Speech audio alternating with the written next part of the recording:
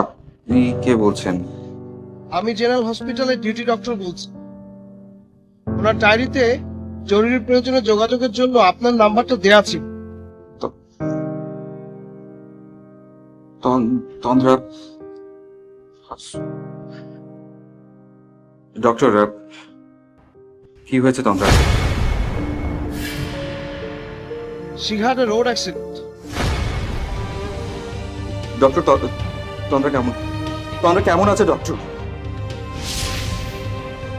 কেমন আছে doctor Tandra? I'm sorry, Mr. Shomik. She is no more.